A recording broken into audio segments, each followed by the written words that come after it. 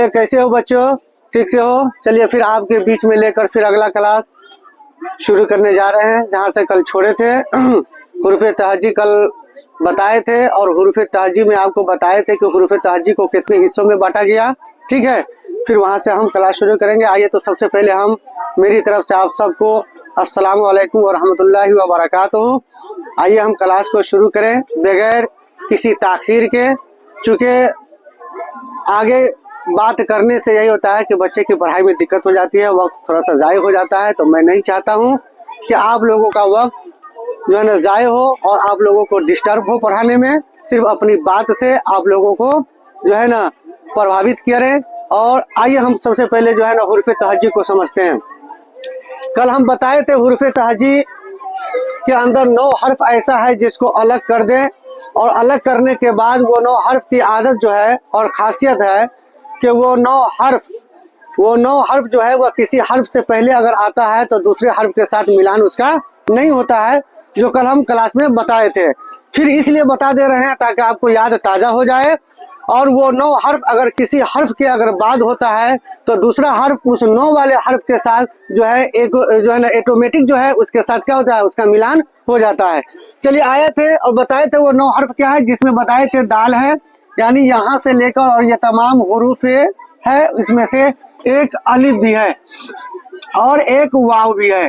ठीक है, ये 9 हर्फ को हमने अलग कर दिया था। लेकिन इसी हुरूफ तहजी को बाज लोग जो है ना 38 भी बताते हैं, बाज लोग जो है ना 39 भी बताते हैं। तो उसके अंदर बहुत सारे लफ्ज को जोड़ा जाता है, जैसे अली मदहा को जोड़ दिया जाता है। ठीक है, इसी तरीके से यहाँ दो चश्मी हा को भी जोड़ दिया जाता है। ठीक है, इस हिसाब से वो लफ्ज को क्या करते हैं, बढ़ा देते हैं। इसी तरीके से मुरक्कब हुरूफ के अंदर जो 14 है उसको लोग कभी 15 बना देते हैं, कभी 16 बना देते हैं। हर इंसान का पढ़ाने का तरीका अलग अलग है, जो हुरूफ तहजी को अलग अलग ढंग से पढ़ाते हैं। लेकिन हम आपको हुरूफ तहजी को अलग ढंग से नहीं, जो हमने 51 को लेकर चला है और उसमें 37 हुरूफ को हमने हुरूफ तहजी को अलग किया है, उन्हीं चीज़ों को आपको समझना है। तो आइए, सबसे पहली चीज़ है, और एक चीज़ बीच में और भी बता दें हम आपको कि ये 37 हुरूफ को हुरूफ तहजी 37 को 47 आवाज़ों में पढ़ी जाती है। कितनी आवाज़ों में? 47 आवाज़ों में पढ़ी जाती है। इसको 47 आवाज़ के अंदर पढ़ी जाती है, इसीलिए कहा गया है हुरूफ तहजी को जो है, आइए यहाँ से बताते हैं। हुरूफ तहजी को 2 भाग में बांटा गया है। एक है बताए थे मनकूता, और एक बताए थे गैर मनकूता। गैर मनकूता, मनकूता वाली हुरूफ से मुराद क्या है? ऐसा हर्फ तहजी जिसके अंदर नुक्ता हो। जिसके अंदर क्या हो? नुक्ता हो। जैसे बा है, पा है, ता है, इस सब के ऊपर नुक्ता आ रहा है, इसीलिए इसको मनकूता कहते हैं। इसको क्या कहते हैं? मनकूता कहते हैं। और ये मनकूता जो है ये 17 है। मनकूता कितने हैं? 17 है। और इसी तरीके से गैर मनकूता भी है, वो भी क्या है? 17 है। वो भी क्या है? 17 है। गैर मनकूता भी क्या है? 17 है।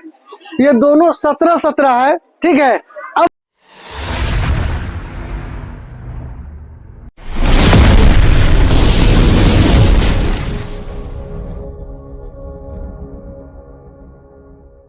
सबसे पहले तो अस्सलाम वालेकुम व रहमतुल्लाहि व बरकातुहू। कल के सबक में आपको हमने यहाँ तक लाया था और यही लाकर हमने छोड़ा था।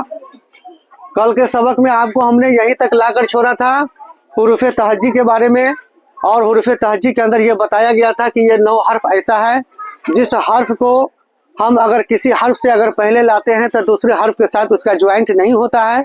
लेकिन यही 9 हर्फ बाकी किसी हर्फ के बाद अगर आता है तो क्या होता है, उसका ज्वाइंट हो जाता है दूसरे लफ्ज के अंदर। ठीक है, तो उन चीज़ों के ऊपर ध्यान देना है। ठीक है, इसी का नाम हुरूफ तहजी है। बाद लोग हुरूफ तहजी को जो है ना 37 भी बताते हैं, 38 भी बताते हैं, 39 भी बताते हैं। ठीक है, अगर इसको 37 बताते हैं, 38 अगर बताते हैं, तो मुरक्कब हुरूफ जो 14 है उसको 15 में ले जाते हैं, कभी 16 में ले जाते हैं। हर इंसान को, हर आदमी को अपने अपने पढ़ाने का एक अलग तरीका होता है। लेकिन मेरा तरीका भी उनमें से एक तरीका है जो अलग है, जो हम 51 को लेकर चलते हैं। हुरूफ तहजी को हम 51 मान कर चलते हैं, जिसमें से मुरक्कब को हम छाट देते हैं और मुफरद को हम 37 मानते हैं। मुफरद को हम 37 मानते हैं, और उस 37 को किताब वालों ने दो हिस्सों में बांटा है। एक को बांटा है मनकूता और एक को बांटा है गैर मनकूता। यहाँ तक कल क्लास हुई थी, लेकिन इससे आगे का क्लास नहीं हो पाया था वक्त की वजह से। वक्त बहुत कम पड़ गया था, जिसकी वजह से क्लास नहीं हो पाया था। इसीलिए मेहरबानी होगी कि आगे के जो है ना सबक को आप समझिएगा, और बीच में जो है अगर कोई आदमी नए अगर जुड़े हो, नए क्लास में अगर आए हो, तो उनसे हमारी गुजारिश होगी और उनसे मेरी दरखास्त होगी कि वो इस चैनल को क्या करेंगे, सब्सक्राइब करेंगे, और इसको जो है ना लाइक भी करेंगे, और जो समझ में ना आए उसको कमेंट भी करेंगे और शेयर भी कर देंगे। चलिए आइए, तो मनकूता 17 है और गैर मनकूता भी क्या है, 17 है। ठीक है, इसमें से कुछ हुरूफ जो है वो ऐसा हुरूफ है जो हिंदी के कहलाते हैं। अब इससे ये पता चलता है कि उर्दू में हुरूफ तहज्जी जो है वो चंद जबानों से मिलकर जो बनी है, जो बताए थे शुरू में। और हुरूफ तहज्जी के अंदर जो आने वाले अल्फाज होते हैं वो अल्फाज है क्या है, जैसे टे है, डाल है, रे है, पे है। ये सब जो हुरूफ है ये सब हुरूफ हिंदी के हैं। ये सब हुरूफ किसके हैं, हिंदी के हुरूफ है। और हुरूफ तहज्जी जो है ये 5 जबानों से मिलकर बनी है। इसको भी याद रखिएगा, हुरूफ तहज्जी जो है ये 5 जबानों से है। जैसे इसमें हिंदी भी है, फारसी भी है, अंग्रेजी भी है, संस्कृत भी है। ठीक है, ये तमाम चीजें इसके अंदर आ जाती है, समझे कि नहीं, उर्दू के अंदर। तो आइए, जिसमें बताए थे पे, ते, डाल, रे, ठीक है, ये तमाम हुरूफ जो है ये हिंदी के हुरूफ कहलाते हैं। हिंदी हुरूफ कहलाते हैं। और इसी हिंदी हुरूफ को हम क्या कहते हैं, इसी हिंदी हुरूफ को हम शकीला भी कहते हैं। शकीला भी कहते हैं। और देखिए, याद रखिएगा, शकीला इसलिए कहते हैं कि ये चूंकि हिंदी का हुरूफ है, ये थोड़ा सा दूसरी जबान से आया है, तो थोड़ी सी मुश्किल भी हो जाती है इसको पढ़ने में। जैसे टे, डाल, औड़ा। ठीक है, आप बिहार से बाहर अगर जाएंगे, खासकर उत्तर प्रदेश में अगर आप जाएंगे, तो सबसे ज्यादा आपकी पकड़ जो होती है, या हम लोगों की जो पकड़ होती है, वो सबसे ज्यादा उर्दू के ऊपर पकड़ होती है कि हमें उर्दू बोलने का तरीका नहीं मालूम होता है। ठीक है, जैसे घोड़ा, हम लिखते हैं क्या, घोड़ा। हम घोड़ा लिखते हैं तो इसके अंदर बड़ी रा इस्तेमाल होता है। और इस रा को पहचानने का तरीका यही है कि इस रा को पूरे मुंह भरकर और इसको जो है ना दोनों तालु के बीच से जबान को निकालकर इसको पढ़ा जाता है, जैसे रा। यानी इस जबान को तालु के ऊपर सटाकर, समझे कि नहीं, वहां से खींचा जाता है। इसलिए इसको थोड़ी सी कठिनाई और मुश्किल होती है। ठीक है, इसीलिए इसको शकीला भी कहते हैं, इसको शकीला भी कहते हैं। तो आप शकीला समझ लीजिएगा कि शकीला जो है ये हुरूफ में से है। शकीला हुरूफ जो है वो ये है, इधर लिख देते हैं, जैसे टे है, डाल है, और रे है। ये सब क्या है, ये सब शकीला हुरूफ है। ये सब क्या है, शकीला हुरूफ है। ठीक है, वो शकीला हुरूफ इसलिए है कि उसके अंदर दुश्वारी होती है। ठीक है, चलिए, अब जो है ना बहुत सारे हुरूफ ऐसे हैं जो अरबी के हैं।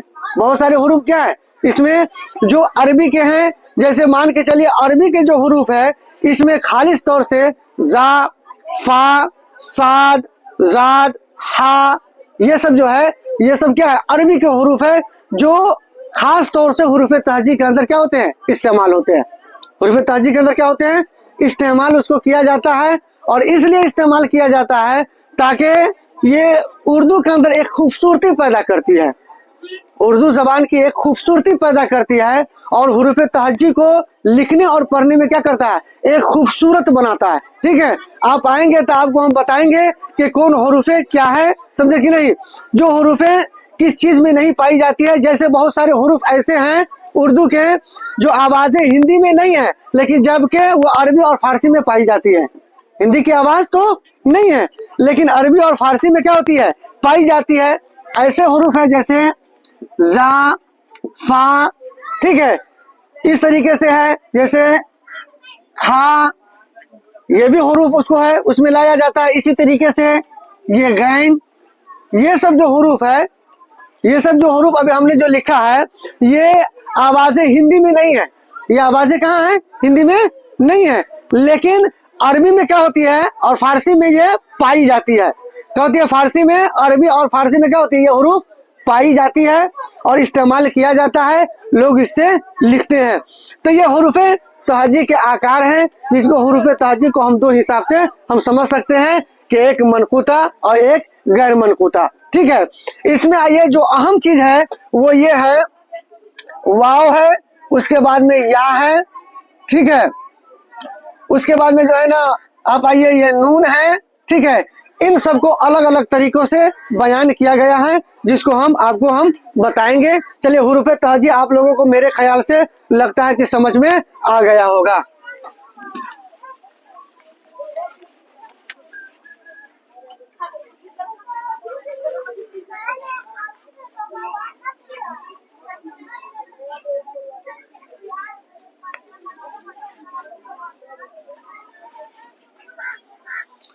देखिए, सवाल में पूछे जाने वाले जो सवालात होते हैं, खास तौर से जो एग्जाम वगैरह में जो पूछा जाता है सवाल,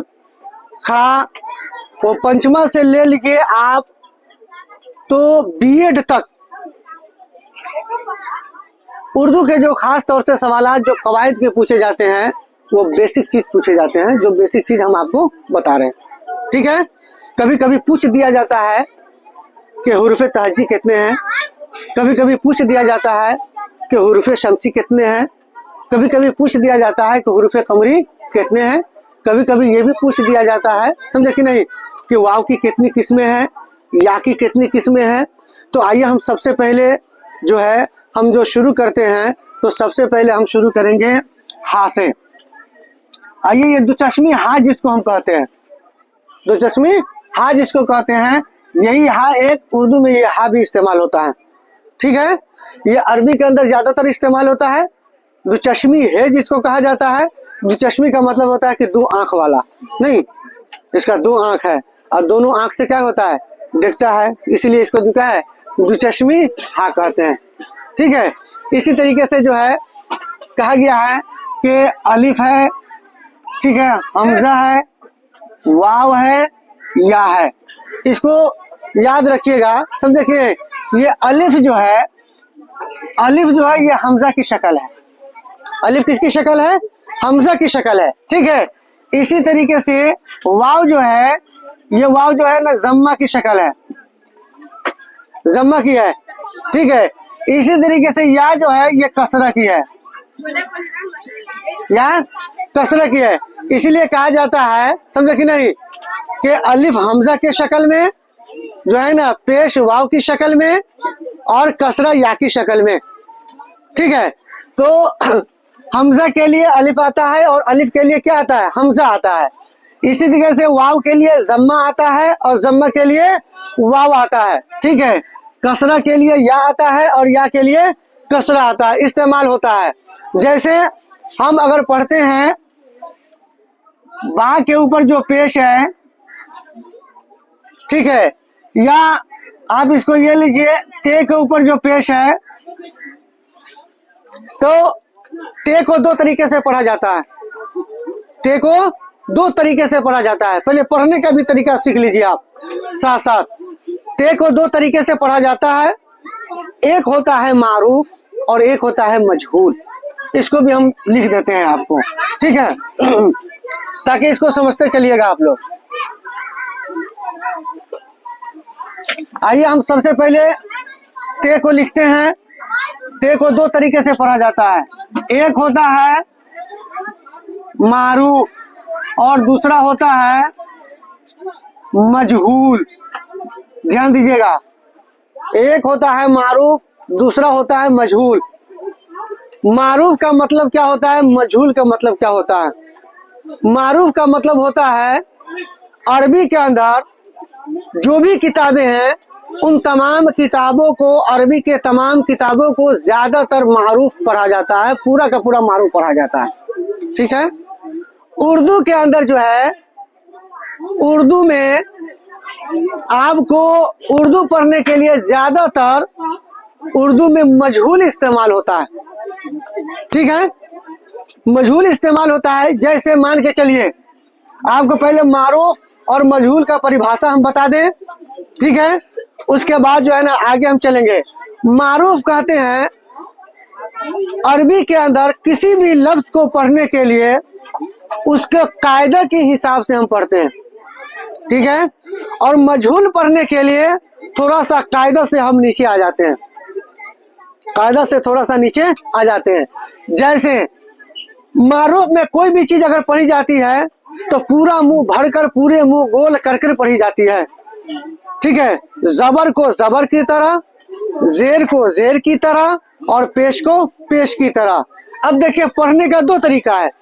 एक तरीका है अगर ते के ऊपर अगर हम जबर देते हैं तो कोई पढ़ता है ते जबर त, यानी ते को जिम के साथ पढ़ते हैं ते जबर त, जबकि जबर किससे होता है? जबर जे से होता है। जबर किससे होता है? जे से होता है। और इस जे की जगह हम जिम भी निकालते हैं, जे की जगह हम जिम निकालते हैं, ठीक है, जो कि सही नहीं है। इसको हम पढ़ते हैं अरबी के अंदर ता जबर त, ठीक है, ध्यान दीजिएगा। इसी तरीके से अगर ता है, ता के ऊपर अगर पेश है तो इसको हम पढ़ेंगे, जैसे हमारे गांव देहात में ज्यादातर बच्चे को जो पढ़ाई जाती है नासरा वगैरह, तो उसमें अगर हम पढ़ाते हैं यस्सनल कुरान या कायदा बगदादी, तो उसमें हम बच्चे को पढ़ाते हैं ता पेश तो। देखिए ध्यान देना, ता पेश तो। और उसी चीज को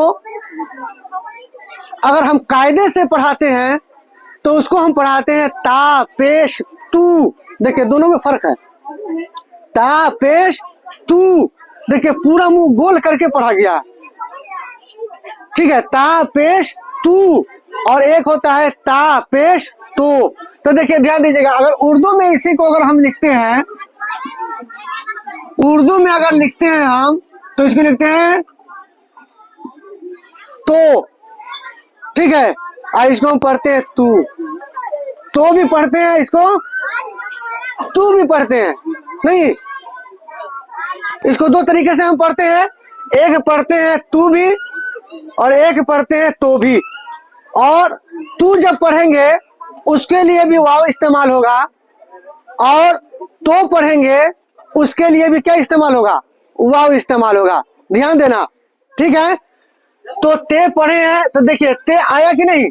ते के ऊपर जो पेश है, समझे कि नहीं, ये पेश जो है ये जम्मा के लिए आया कि नहीं, और जम्मा वाव के लिए आया कि नहीं।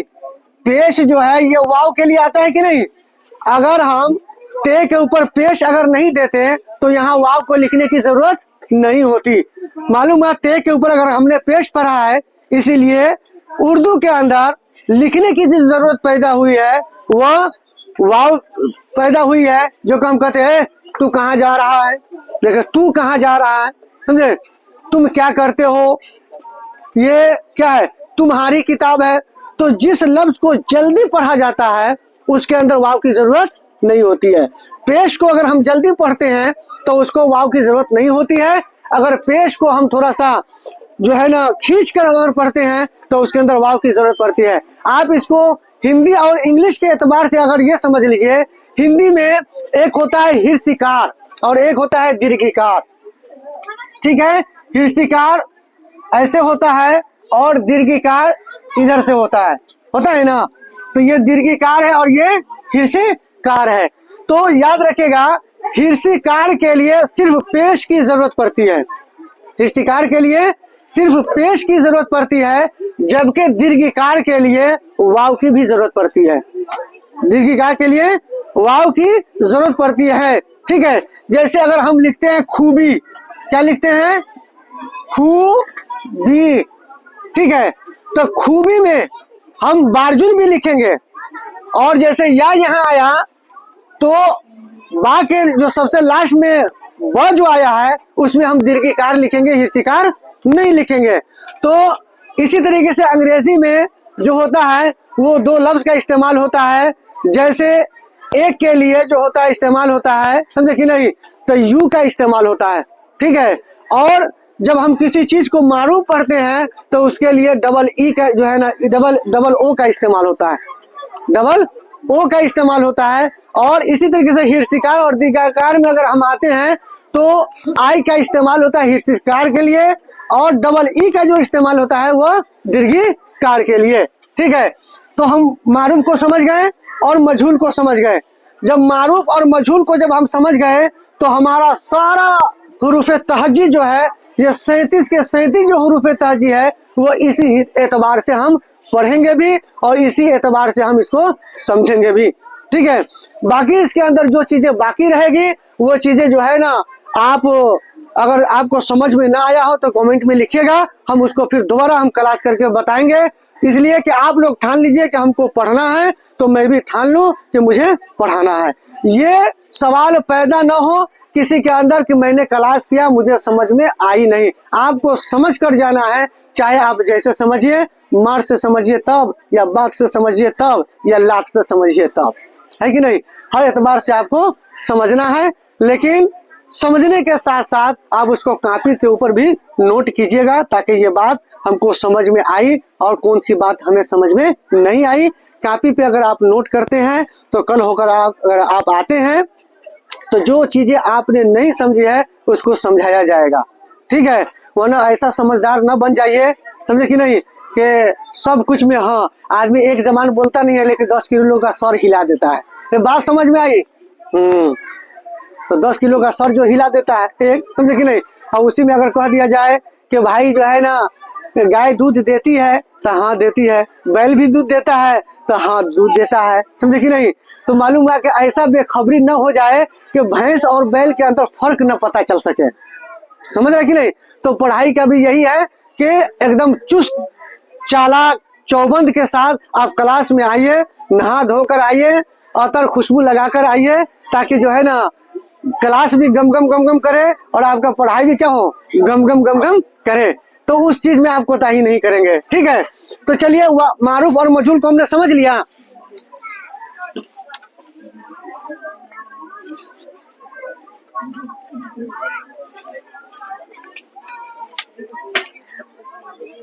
देखिए इसी तरीके से जो है, ये जबर जो होता है, जबर जो होता है अलिफ की शक्ल होता है। ध्यान देना, जबर जो होता है वो अलिफ की शक्ल देता है, और जबर के लिए अंग्रेजी में ज्यादा ए का इस्तेमाल होता है। ठीक है, तो जबर जो होता है वो अलिफ की शक्ल होता है। ठीक है, इसी तरीके से अभी बताए थे वाव जो होता है वो पेश की शक्ल होता है। ठीक है, इसी तरीके से बताए थे कसरा जो होता है, कसरा जो होता है वो या की शक्ल होता है। इसीलिए कहा गया है कि जबर, जेर और पेश, ये तीन चीजें ऐसी है कि जिससे इंसान अक्सर और गलती कर जाते हैं। इसीलिए कहा गया है कि उर्दू का रीडिंग जो है आप बराबर दीजिएगा, ताकि उर्दू में जो कमी और कोताही हो वो दूर हो जाए आपसे। इसीलिए कहा गया है किसी भी चीज को बार बार पढ़ने से, बार बार लिखने से वो चीजें पैदा होती है और वो चीजें हमें समझ में आती है। अगर किसी चीज को अगर हम छोड़ देते हैं, उसको अगर हम रीडिंग नहीं देते हैं या उसको लिखते नहीं हैं, पढ़ते नहीं हैं, और समझिएगा कि हमको उर्दू पढ़ने आ जाए, उर्दू लिखने आ जाए, तो ये बहुत मुश्किल है, समझे कि नहीं। कि पढ़िएगा तो आपके अंदर समझदारी पैदा होगी, नहीं पढ़िएगा आपके अंदर समझदारी नहीं आएगी। इसलिए क्लास में अदब से बैठिए और समझने की कोशिश कीजिए। अदब ही से इंसान इंसान है, अदब जो न सीखे वो हैवान है। तो अदब ही सबसे बड़ी चीज है, तो अदब से पढ़िएगा तो समझ में आएगा। चलिए, तो अलिफ जो हुआ ये जबर की शक्ल हुआ, वाव जो हुआ पेश की शक्ल हुआ, और कसरा जो हुआ या की शक्ल हुआ। अलिफ जो है ये जबर जो है अलिफ की शक्ल, पेश वाव की शक्ल, और या जो है ये कसरा की शक्ल है। ठीक है, ये तीन चीजों के ऊपर ये दारो मदार है। हमने इससे पहले बताया था कि जबर का क्या नाम होता है, जेर का क्या नाम होता है, समझे, पेश का क्या नाम होता है। ये सारी चीजें हम बता दिए हैं। और आप इस जो है ना चैनल को देखिएगा तो आपको हुरूफ तहज्जी पूरा समझ में आएगा कि जबर का दूसरा नाम क्या है, जेर का दूसरा नाम क्या है, और जम्मा का दूसरा नाम यानी पेश का दूसरा नाम क्या है। वो तमाम चीजें आपको समझ में आएगी। चलिए आपको हम समझाते हैं। ये हा जो है जिसको हमने लिखा है दुचश्मी हा, इस हा की दो किस्में हैं। हा की दो किस्में हैं। एक होता है हाय मलफूजी, ध्यान देना, एक होता है हाय मलफूजी और एक होता है हाय मख्फी। एक होता है हाय मलफूजी और एक होता है हाय मख्फी। ठीक है, देखिए हाय मलफूजी का मतलब क्या होता है, जो लफ्जों में मौजूद हो, ठीक है, जिसको पूरा जाहिर करके पढ़ा जाए। और हाय मख्फी कहते हैं जो लफ्जों में तो मौजूद हो लेकिन अगर उसको उतना जाहिर भी अगर न किया जाए तो कोई दिक्कत नहीं होती है, लेकिन चूंकि लिखा जाता है इसलिए हम उसको पढ़ते हैं। जैसे हमारा जो घर है या हमारा जो गांव है इसको हम पढ़ते हैं खोरठा, कहते हैं ना जी। लेकिन अगर कोई पूछता है कि भाई तुम्हारा घर कहाँ है तो हम कहते हैं खोरठा। क्या कहते हैं? खोरठा। देखिए हम कहते हैं कि मेरा घर है खोरठा, ठीक है, अलिफ के साथ, लेकिन यहाँ पे जो लिखा जाता है वो हा के साथ लिखा जाता है। तो ये जो हा है, ये हा, इसी हा का नाम है हाय मख्फी। इस हा का क्या नाम है? हाय मख्फी। ठीक है, और जो हा पूरे जाहिर करके पढ़ा जाता है, जैसे हमने पढ़ा मशवेरा, क्या लिखा? मशवेरा। तो देखिए यह हा यहाँ पूरा मौजूद है, तो इस हा को हम कहेंगे हाय मलफूजी। इस हा को हम क्या कहेंगे? हाय मलफूजी। ठीक है, कि हाय मलफूजी का मतलब ये होता है कि जो हा पूरे तौर पर लिखा भी जाता हो और उसके पूरा तौर पर पढ़ा भी जाता हो। लेकिन हाय मख्फी के अंदर लिखा तो जाता है लेकिन पूरे तौर पर लोग उसको पढ़ते नहीं है, समझे। जैसे लोग लिखते हैं, जैसे इसी में एक और लिख देते हैं, जैसे जीना। क्या लिखते हैं? जीना। तो देखिए ये हा को तो जाहिर करते हैं लेकिन पूरे तौर पर जाहिर नहीं हो पाता है, पूरे तौर पर जाहिर नहीं हो पाता है। अगर किसी को सीढ़ी पे अगर चढ़ना हो तो क्या कहते हैं? ए जीना से जाओ, जीना से जाओ। तो देखो वहां पे असल लफ्ज जो जीना है वो लिखा तो जाता है लेकिन पढ़ने में उसकी हम परवाह नहीं करते हैं, उसकी परवाह हम नहीं करते हैं, लेकिन लिखने में उसकी हम परवाह करेंगे। जिस तरीके से हाय मलफूजी की हम परवाह करेंगे, इसी तरीके से हाय मख्फी की भी हम परवाह करेंगे। ठीक है, तो हा की दो किस्में हमें समझ में आ गई। तो लिखने के लिए भी अगर आपको कोई शब्द अगर लिखाया जाता है, जैसे मिसाल के तौर पर अगर आपको लिखाया जाए कि लिखिए शोरा, तो इसके अंदर पूरा हा लिखाया जाएगा। ठीक है, इसी तरीके से आपको लिखा जाएगा रोजा, तो पूरा लिखा जाएगा इसके अंदर रोजा।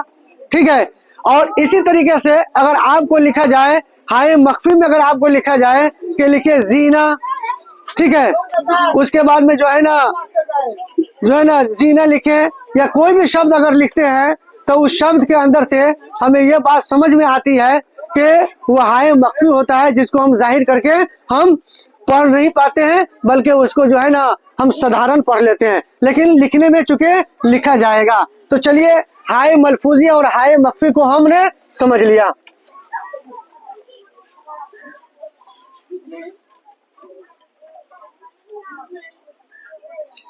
चलिए अब देखिए वाव। वाव जो है, अब वाव को भी समझ लीजिए। ठीक है, वाव को भी समझ लीजिए कि वाव को कितने हिस्सों में बांटा। ठीक है, हुरूफे तहज्जी वालों ने, उर्दू वालों ने सब लफ्ज को अलग अलग कर दिया है। ठीक है, ताकि बच्चे उसके अपने अंदर पहचान पैदा करें, बच्चे अपने अंदर क्या करें? पहचान पैदा करें। तो वाव को भी समझना है। ठीक है, तो वाव को जो है ये तीन हिस्सों में बांटा, यानी वाव की जो है, वाव की तीन किस्में लिखा है, वाव की तीन किस्में हैं, वाव की तीन किस्में लिखा है। तो वाव को तीन किस्मों को हमको जानना भी जरूरी है, ताकि हमें समझ में आए कौन सा वाव कब लिखा जाएगा, कौन सा वाव कब पढ़ा जाएगा, कौन सा वाव कब कौन सा काम किया जाएगा। बदमाशी नहीं, तो ना हम खड़ा करा कर पूछेंगे आपसे कि आपने क्या समझा, और बोर्ड पर लाएंगे आपको, हम बोर्ड पर हम लाएंगे आपको और यहाँ लिखवाएंगे समझ जाइएगा, फिर लाठी चलेगी। इसलिए लाठी से बचने के लिए, बात से बचने के लिए जो है ना, आप क्लास को आराम से समझिए। जो नए बच्चे आ रहे हैं उनको आने दीजिए क्लास में, ताकि वो बच्चे आए और समझे, उनको जगह भी दीजिए। और कहिए उन चैनल को सब्सक्राइब करें, और कमेंट में भी लिखे, शेयर भी करें और लाइक भी करें, ठीक है। और इसके अलावा बाकी का क्लास जो है ना, ये वाव की क्लास जो है ना कल चलेगा इंशाअल्लाह ताला, जो है ना। अब इसी बात पर अलविदा, अस्सलामु अलैकुम व रहमतुल्लाहि व बरकातुहू।